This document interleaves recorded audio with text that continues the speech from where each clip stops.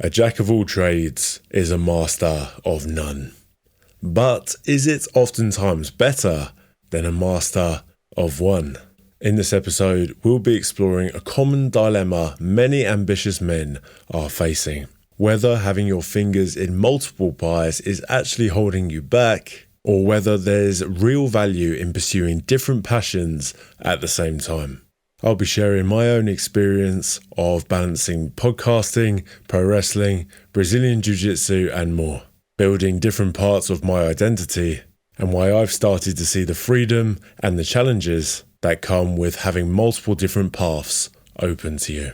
We'll be exploring identity, focus, ambition, sacrifice, and the importance of leaving enough space in your life for the opportunities that really feel aligned with you.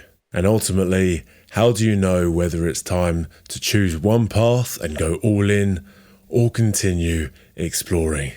If you're new here, welcome to the show dedicated to men who are becoming more self-led and building meaningful lives. If you found value in this one, support the mission by subscribing and leaving a review. It helps the show grow, and that means that we can reach more men who are becoming the man they know they're capable of being. Thank you so much. I'm Harrison, and this is the Growth Voyage Podcast. Enjoy.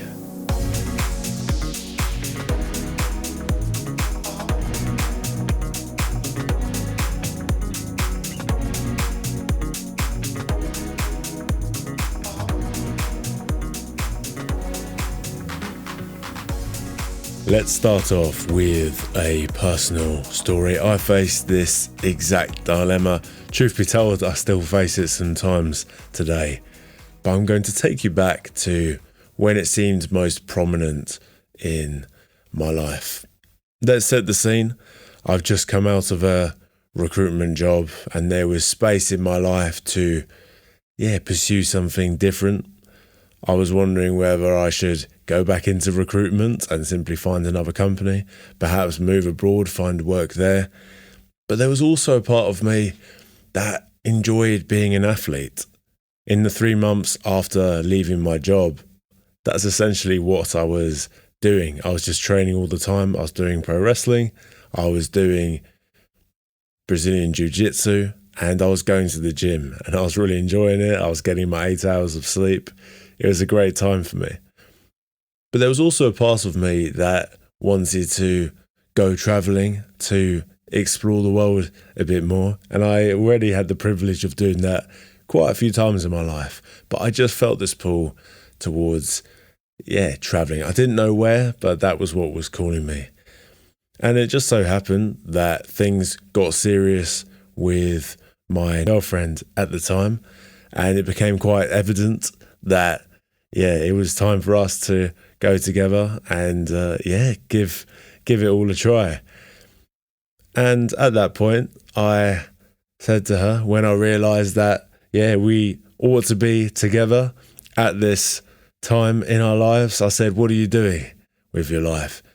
And she said, well, I've left my job and I've got a one-way ticket to Bali.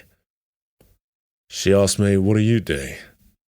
And I said, well, I've just left my job and I want to go traveling. So what was once an ambiguous path became ambiguous no more. And I got that ticket and, the rest is history. It was around that time when I set off for Bali where I started the podcast for the first time. Episode 1 was filmed in Bali. And it was there where my passion for finding answers, for self-discovery, personal growth really reached another level. I mean, I'd been, fascinated with the whole process ever since my self-discovery journey really started at the age of 19. But I found going to Bali really allowed space for me to, think more, connect with people. And this podcast, it gave me a purpose. It gave me a mission. At first, a part of it was to find out more answers for myself. And as I did, it gave birth to more passions, meeting more people, more opportunities. It gave birth to other ideas of how I can, best help men and serve people. And while I was there, it very quickly became an obsession. This podcast, my mission, what I'm building towards. And it was very fulfilling. I got to meet lots of cool people. At the same time, the demands of financing a podcast, building my business, which is all connected, it sounds very lovely. And believe me, it is. Although at the time, it was a very new experience for me. There were a lot of questions that I needed to answer, and it took up a lot of my time. And again, I was very grateful for it. I was up for the challenge. That doesn't mean it wasn't much of a challenge, though. I think when you first start a business, when you first start a project, when you pursue something meaningful, that is often the time where you experience the most resistance. I believe if you're not experiencing resistance in whatever you're pursuing, perhaps you're not, pursuing something that's meaningful to you, that's gonna make you grow, that your soul's calling you towards. So there's a lot of resistance there for me, and that consumed a lot of my time and energy building this mission. A lot of trade-offs were needed, and that was just building the business for the first time, building the podcast, connecting with people, everything around that. And especially when you first start a business, at least in my case, I wanted it to look a certain way. I was, very much a perfectionist. And in a nutshell, it took up a lot of my energy. And even at that point, it didn't feel like I had room for anything else in my life. I was doing Brazilian Jiu Jitsu. I wasn't competing, but I was training. Although I saw it more of an outlet, something for me to de-stress and continue building towards this skill that I had planned to be with me for life, but again, more of a lifestyle thing, something that I would do a couple of times a week.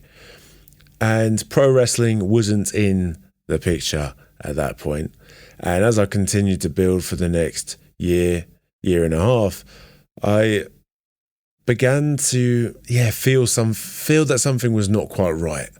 It felt like my inner creativity, while it was given permission to express itself through the podcast, it was still missing something.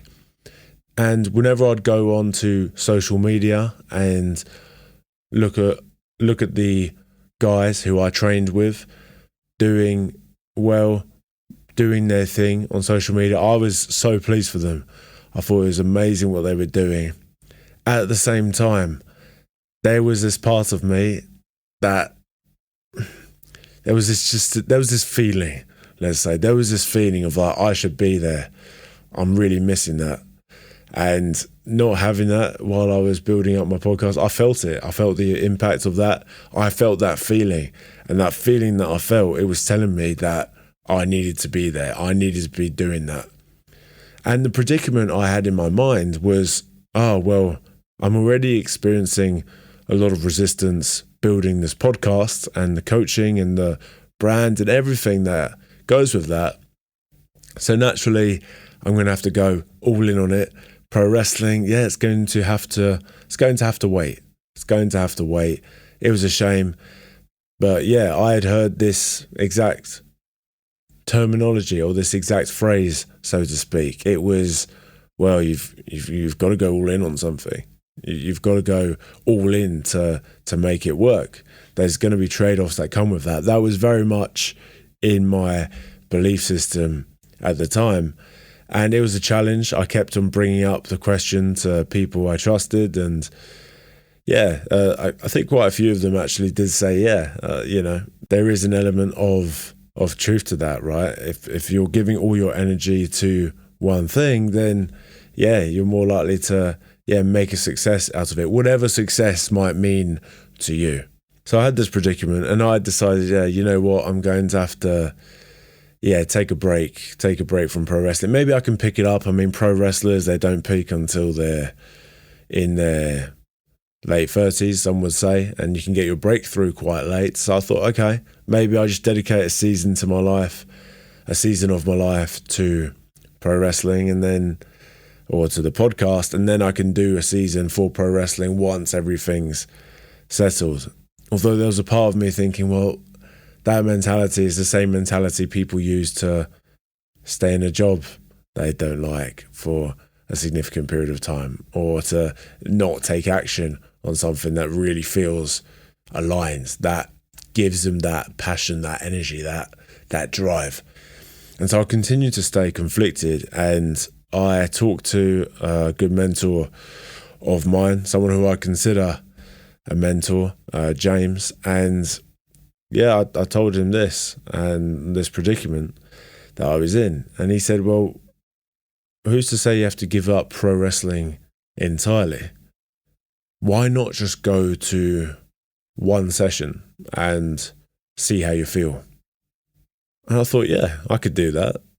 That seems quite easy, actually. I could definitely fill that in once a week, go to pro wrestling.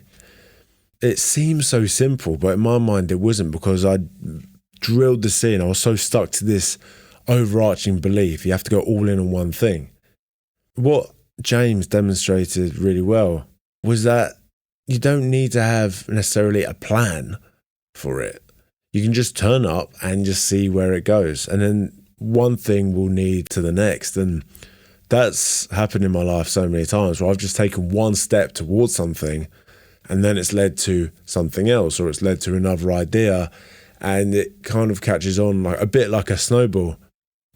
And I went to my first session back in, well over a year, I'd say. And I absolutely loved it. It was as if I had never left. The boys were very pleased to see me. And I knew straight away, this is meant to be a part of my life. And it didn't just end there either. Naturally, I got back into it. I started connecting with people, again, going to different training schools, trying different stuff out. And slowly, the ambitions started coming back for me. I found that I was looking to get booked for shows again, and then the opportunities came about. They came about. I got to wrestle at a rave, quite literally, and it was the same vision that I had at El Dorado Festival 2022. It was that exact vision. I thought, what if you could combine techno music, electronic music with pro wrestling? How cool would that be? And I got to live that experience, and I've been very fortunate to live that again. And it's where I feel so alive. It's really, really awesome. And I'm so grateful for that experience. And then to be booked for other shows as well, and be able to, work on my character a bit more and allow that inner child to express itself. It's really awesome. But again, the idea that I could do this didn't seem fathomable at the time, because I was so drilled in on this go all in mindset. But after experiencing how alive it made me feel, I remember that first show back. It was the Emporium NRG one. It was Max Moody versus Last Orders O'Keefe. And my mentality at the time, even for that, was, okay, I'm going to do this match, and then I'm going to, focus on other endeavors, or I'm going to go all in on the podcast, whatever it may be. And I remember during that match, I felt so present. I felt so alive. And afterwards, I had that feeling. It was like a high, but it was even bigger than a high. And I just thought, I've got to do this again. This is so much fun. And the bug, the wrestling bug, so to speak, it got me. And it's been so rewarding so far. And I'm still so early in my pro wrestling journey. But that wasn't all. I think at the time, again, I'd made it work. And that was just from going to one training session. Which at the time didn't see that big of a deal. It was just one small step. Whereas I think we can get into the pattern sometimes of looking at the end milestone or the end goal, and because it doesn't fit in our current lifestyle potentially, or it doesn't fit in our frame of mind, or it's not even in our belief system at that point in time, we don't even think about it. But sometimes it's just the smallest step you can take can yield great results. And even though at the start it felt like two separate things, it started becoming more and more part of my general lifestyle. A bit like, if you run a business, you can go to the gym, but it's not two separate things. The gym complements your business, right? Because you're going to feel better, you're going to look better, you're going to be in a better mental state, etc. And you're going to perform better at your business. And I found that pro wrestling, it gave me not just the creative expression, but it gave me community, right? All the boys who I had trained with previously, it gave me that sense of aliveness. And I'll go one step further. I was going to say it only had a great impact on my business. It actually started merging with what I do now on the Max Moody lens. I have combined my podcasting passion, my mission for helping men become the man they're capable of becoming, with pro wrestlers. And it was only by pursuing pro wrestling that was able to intermingle, so to speak. My two different worlds had kind of come through. Because as I've suggested on the podcast before, as I was working on Max Moody, on my wrestling character, as I gave more energy to this area, questions started arising. As I was working more and more on my pro wrestling character, Max Moody, and I looked at the characteristics Max possessed, I realized I wanted to be more and more like him. Dare to say, I believe I'm becoming more and more like him by the day, or I'm able to access that part of me. And I realized, well, there's this gap between how I'm showing up and Max Moody, right? There are qualities within him, as I said, which I want to possess day to day. And so naturally the question became, okay, what steps can I take to become that day to day? And it got me thinking. I thought, oh, hang on a sec. This can't just be me who feels this way. What about all the other pro wrestlers who are so expressive in a wrestling ring, but not always show up that way behind the scenes? Again, that's just one example of how the two passions just ended up colliding perfectly.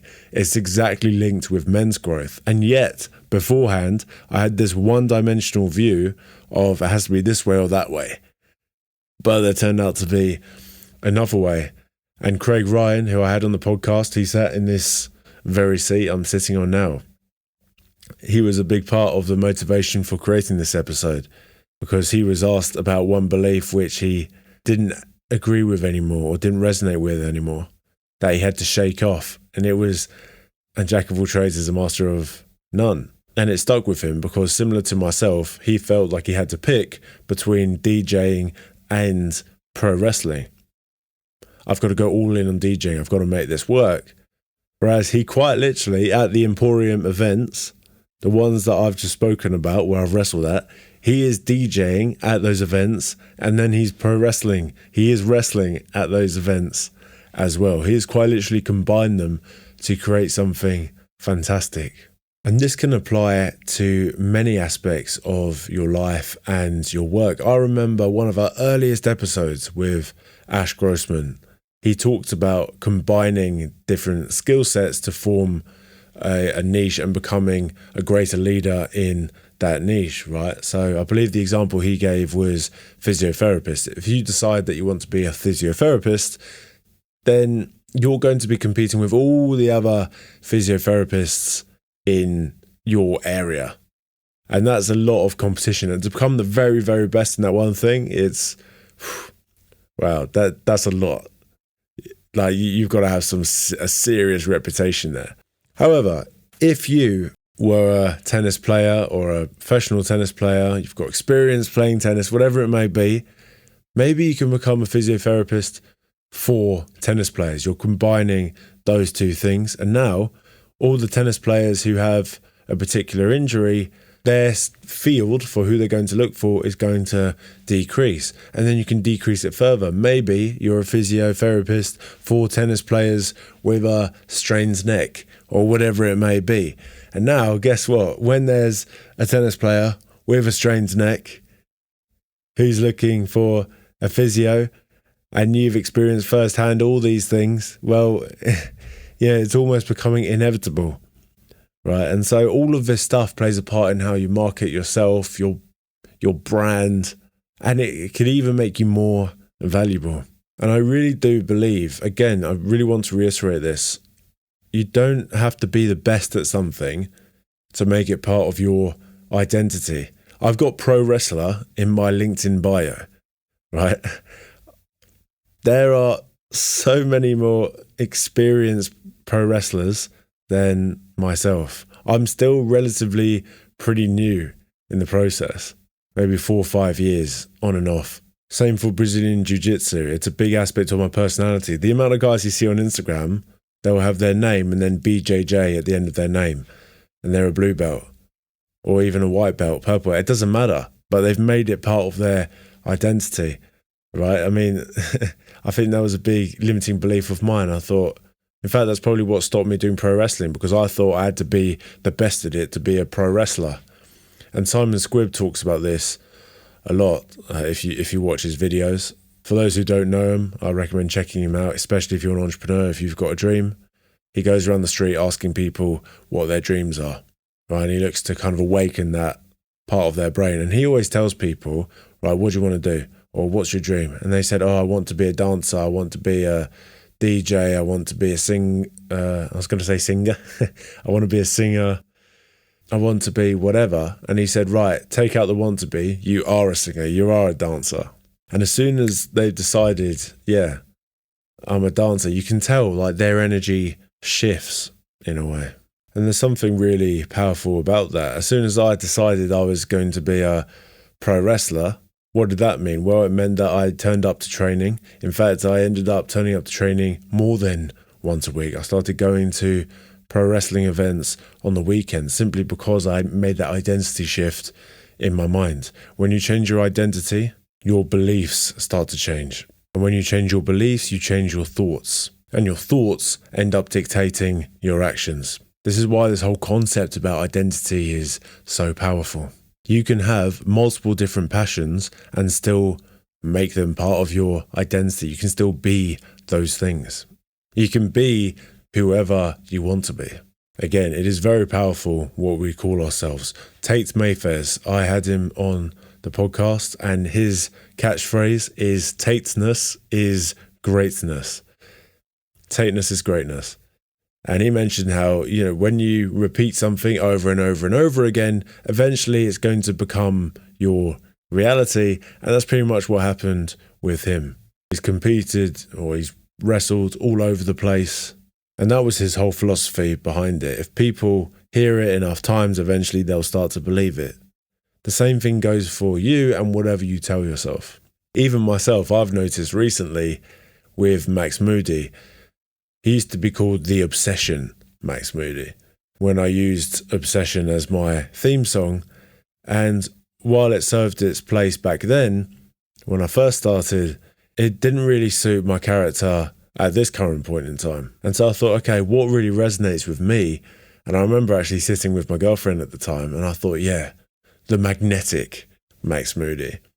And I kid you not, ever since I've become the magnetic Max Moody, and I've believed Max Moody is magnetic, that has extended to my life. I have become somewhat of a magnet. I've had friends, random people reaching out to me for the first time in months, 6 months, a year, sometimes a year and a half, sometimes out of nowhere. These opportunities are coming towards me simply because I decided to become magnetic. And of course, there will be other factors at play with that in terms of how I prioritize my energy, my well-being, but that never takes away the power of what we tell ourselves. It's a classic. You see it in all the self-help books, right? It's the classic. It's like The Secret, for example. Whatever we tell ourselves about ourselves is going to become true. I say this to people who say, oh, I'm not making any progress. Well, then you're right. Whether you say you're making progress or you're not making progress in whatever endeavor you're pursuing, you're right. That is quite literally your reality. And it's such an important lesson, and one which is easy to forget as well. This idea of magnetism is interesting. I'm very fortunate that I have the challenge at the moment of having lots of different opportunities come my way. again, it's a blessing. It's a wonderful challenge problem to have, although it's still a challenge, because I'm usually a bit like a puppy. I'm like, yeah, let's do that, let's do that, let's do that.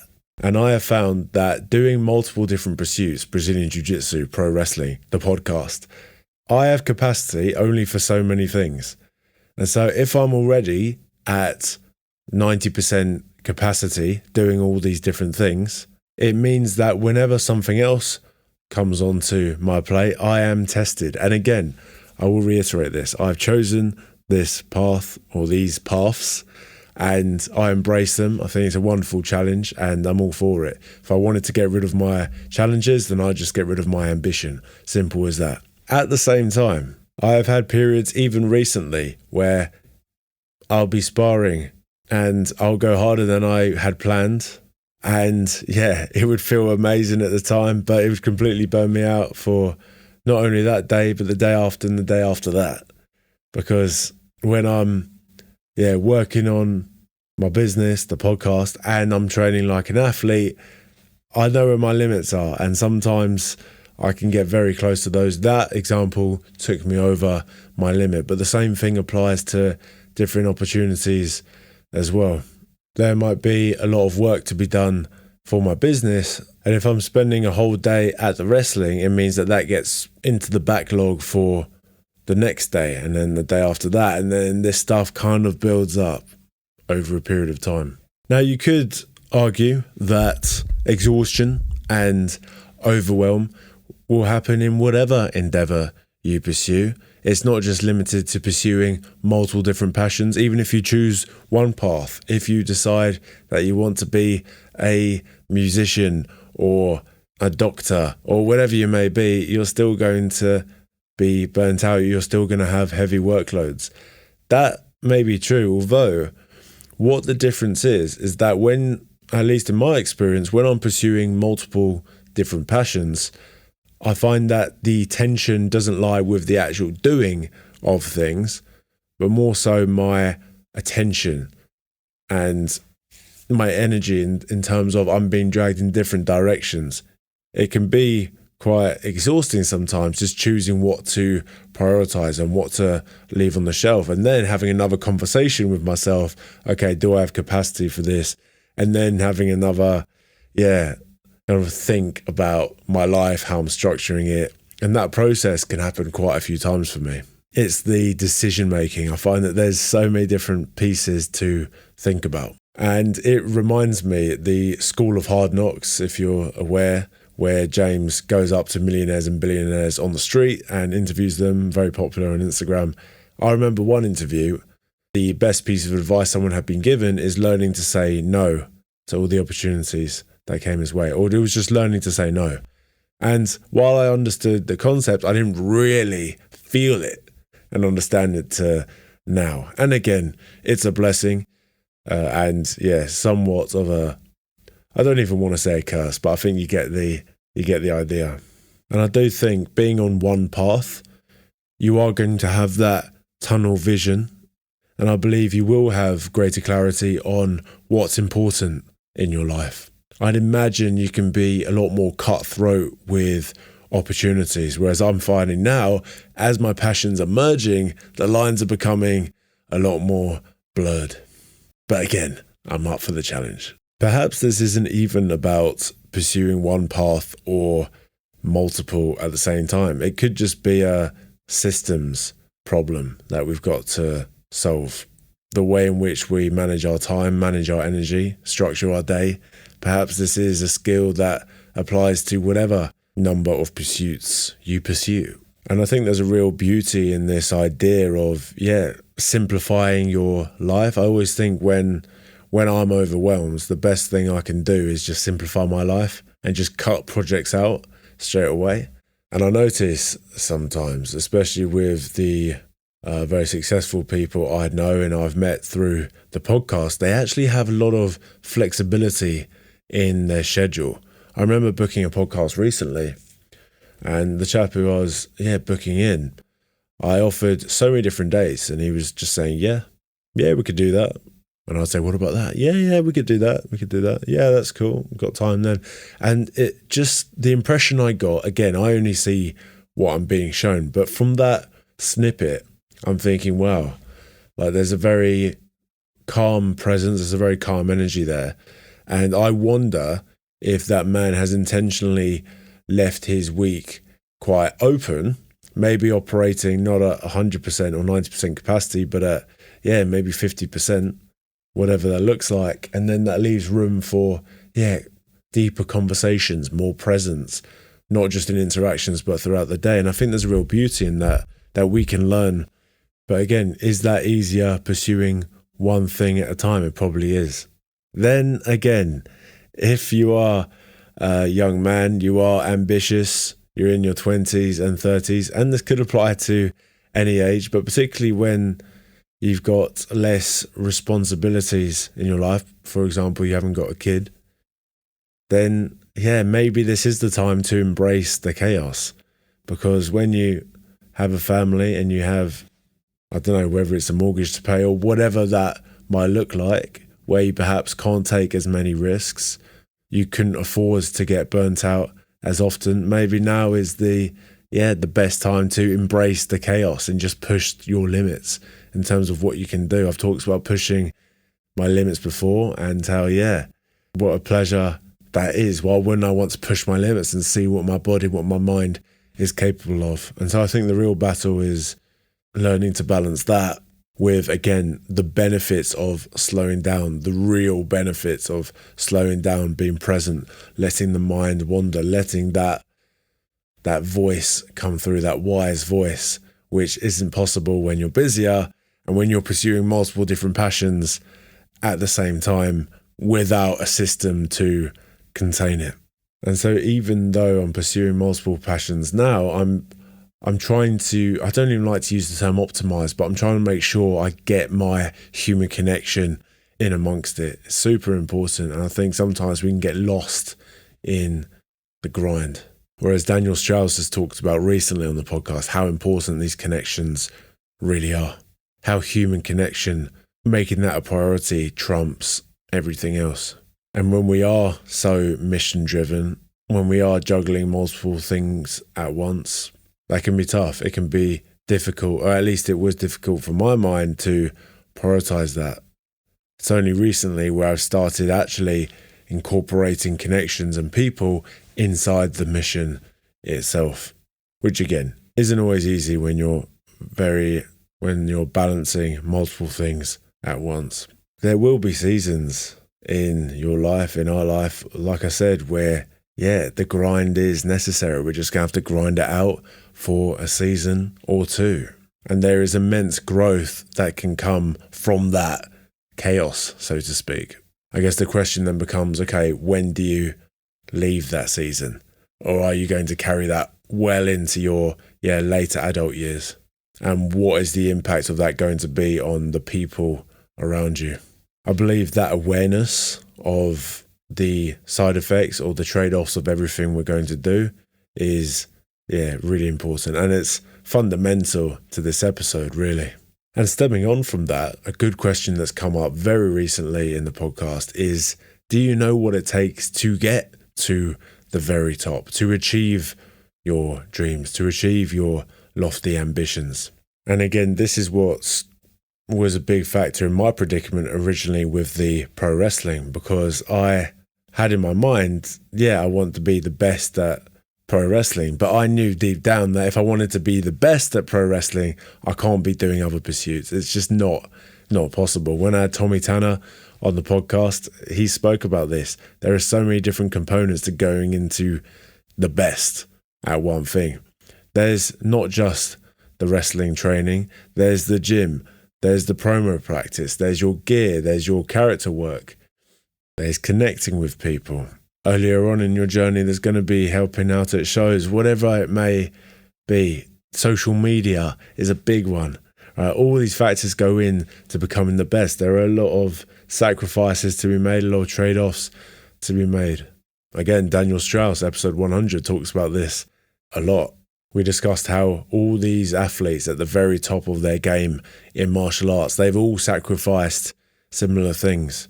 And yet only the very few at the top get to see the results of that. I am well aware, while I am pursuing multiple different endeavors, it's going to be challenging for me to become the best at each of them. While I like to dream, I also think there's a sense of realism there as well. Even recently, I had a pro wrestler on who talked about how, he's accepted that he can't go all in on pro wrestling, and so he can't expect to get the results that he may have wanted a couple years ago because he enjoys the lifestyle that he currently has. I think this is, again, fundamental. Whatever we want in our lives, we have to be very honest with ourselves and what it's going to take to get there. If you say that you want something, if you say that you're going all in, then you have to go all in. Like, you have to be committed to your mission. That is the biggest challenge, I believe. That's the challenge I have with people when they say that they want this goal, this lifestyle, but realistically, they're not prepared to put in the work to actually get it. I presume that's why a lot of people say they have dreams, but then, never really go after it because they don't really want the dreams. They don't really want to go there. And again, this is something that I had to talk to myself about. I was comparing Brazilian Jiu Jitsu and pro wrestling. With Brazilian Jiu Jitsu, even if I was in a bad mood or I felt tired, I will always go. I'll always go to the sessions I plan to go to. Pro wrestling, there was a bit more resistance there. Maybe it's because it might require a bit more energy in terms of charisma or showmanship. It's something that I had to explore. Whereas Brazilian Jiu-Jitsu, I was prepared to go. It didn't matter. Even when I was working in my recruitment job, even when I was working 10 and a half, 11 hours a day at a desk, I'd come back. I'd be so tired, but I'd go to Jiu-Jitsu as a white belt because I was determined to get better. I knew it took the consistency of training at least 3 or 4 times a week. And that's not even scratching the surface for Brazilian Jiu-Jitsu. There are levels and levels and levels to it. People training 3 times per day. I know for a fact Tommy Tanner would drive 2.5, sometimes 3 hours to training in Salisbury. Even this podcast, right, there were trade-offs which I didn't even think about when I first started. And if I had known, would I have still pursued it? Probably, but it would have been a conversation, that's for sure. Producing 1 episode each week, it's a big commitment, and that does require sacrifice, time, money, energy. You get the idea. So there's the argument for going all in on one thing. I think if you want to become the best, then going all in is the only option you really have. Then again, who knows? You might be able to go all in on this one thing for a period of time. It might be 2 years, 5 years, 10 years, whatever it may be. And then when that season is over, then you could perhaps go to your other passion. Maybe you can reawaken your inner child. Now it's time to, explore that perhaps. Just because you pick something now doesn't mean it's going to be for the rest of your life. The one example that comes to mind is Brock Lesnar. And I know he is a freak athlete, but he smashed collegiate wrestling. I believe he won the NCAA state championships. I believe that's right, in 2000. Then he went on to WWE, conquered that, won some world championships. Then he went on to UFC, won gold there. Then he went back to WWE and smashed that and created more, historic moments. And yes, you could argue that there is crossover between these 3 things, but there are so many different skills you have to learn for each one to master each one. And I know you might be thinking, well, Brock Lesnar, he's a one-of-a-kind athlete. Maybe he is. But why not just dream? Why not dream? Why can't that be you? Why should we put a limit on ourselves? It's so easy to do that, but be delusional. Why can't it be you? Maybe other people don't believe it's going to be you. Doesn't matter as long as you do. I've got my lofty ambitions. There will be people who doubt me. I don't care. You should step into my mind, see how it is. Right? It is inevitable There is so much self-belief behind everything that I do that it probably seems, my ambitions probably seem ludicrous. They seem crazy to a lot of people. If your goals aren't crazy enough, then, and if you tell your goals to the average person and they go, yeah, that's reasonable, and they believe you, they're probably not big enough. If your goals don't scare you, if they don't push you outside of your comfort zone, they're certainly not big enough. So why not dream? Moreover, if we think about the life path that we've explored on the Growth Voyage before, very often, a lot of the time, men struggle because a piece of their identity has been broken, right? There's been a part of themselves that they need to let go of. And you see this very often with sportsmen in particular, since we've talked about sport a lot, but it could also be musician as well, where they've been a musician their whole life and for whatever reason, health reason, whatever it may be, they can't play anymore. And now they've got nothing else. They no longer have that identity. And when that identity is gone, if you're experiencing that for the first time, that can be a very challenging place if you don't know who you are without your passion or endeavor. And so naturally, if you do decide to go all in and you have to make that trade-off to go all in on one thing, it doesn't need to be a goodbye forever, right? You might pursue that thing, and then if you have to retire or it doesn't work out, whatever it may be, you've got this other passion that you want to pursue. And now it's like, okay, cool. That old me, that old identity, that's dead. Let's pursue this thing. Let's reinvent ourselves. Let's give this a try. And maybe you reinvent yourself after that and after that. I think that's a big part of life. And it's probably the most important attribute you can have, is to be able to adapt. And so if you do make that choice, if you do feel like, you no longer want to be a jack of all trades, you want to go all in on this one thing, but you have this niggling feeling of, what about that? That could be something to think about. Then again, just like me with the pro wrestling, that niggling feeling could be telling you that you need to be doing that thing right now. But whatever it may be, whatever that feeling may be, no matter what your goals are, I remember having a chat with Paul Detman on the podcast, and he was pursuing multiple different pursuits at the same time, and he reached quite a challenging place because he wasn't sure if his bets were going to pay off. And what brought him peace and calm in that moment was asking, well, is this worth failing for? Is this mission, has this path that I've set out for, is it worth failing for? If I fail going down this path, will it have been worth it? Whether you're picking one path and going all in, and you would know, you would find out the answer, would it have been worth it? Again, if you choose to pursue multiple passions at the same time, make it part of your lifestyle, adopt multiple different identities, would it have been worth it if for some reason it doesn't work out?